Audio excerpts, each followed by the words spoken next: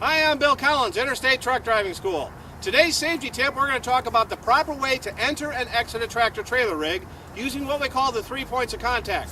Come on with me, let's go over to the truck. The Federal Motor Carrier Safety Regulations require provisions for drivers to be able to get in and get out of trucks safely. They require handholds, they require proper steps. So understand that the federal government's looking out for you, providing you with proper safety equipment to get in and get out of these trucks, but now you got to follow the rules and get in and get out properly. Let me show you how.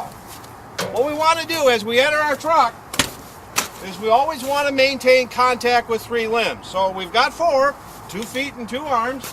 So as you are entering the vehicle, notice I've got handholds here and here. I've got a handhold out here and one up here on the inside of the door. So as I go into the truck, I grab my 2 handhelds here, put my feet up, I come up to the second step. Now I can grab again, and I'm in, secure, 3 points of contact, ready to do my job.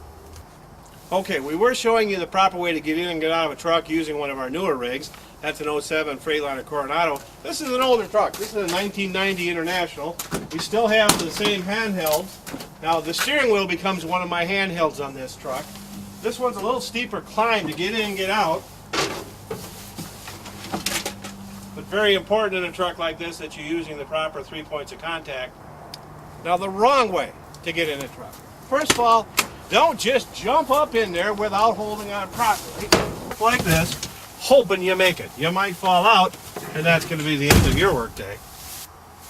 When it's time to get out of the truck, when you get out of the truck, it's the exact same process.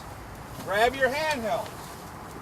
My 3 points of contact. I've got my handhelds down to the first step, down to the second step, change my handheld, 3 points of contact the entire way out. That's the correct way to get out of a truck. So again, getting out, I'm going to use my steering wheel as one of my points of contact. Okay? So here I'm safe and secure. I can make my steps down, always maintaining 3 points of contact in an older truck. It's the way to do it, gentlemen. When you come out of the truck, take your time. This is the wrong way to get out of a truck. Ah! That's the wrong thing to do, ladies and gentlemen. Now, an important ingredient to being able to get in and get out of these trucks properly is proper footwear, okay? First of all, no sandals, no tennis shoes. Cowboy boots only if you put lugged soles on them. The typical cowboy boot has a smooth leather sole, not acceptable for driving truck, okay? So if you want to wear your cowboy boots, get them soled up with some lugs. Now, what you want is a good lug pattern on the soles of your shoes or boots to get good traction. Here's an example of some shoes that are worn out with a smooth sole like that. No, not acceptable, gentlemen, ladies and gentlemen.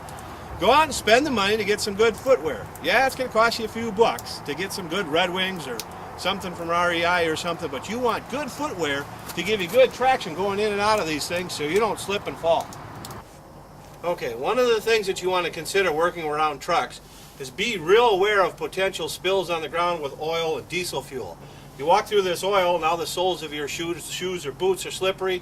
That's going to increase the likelihood of a slip or a fall. Whenever you go fuel a truck, be careful. If you spill any diesel on the ground, diesel fuel is very slippery. It's got a lot of oil content to it.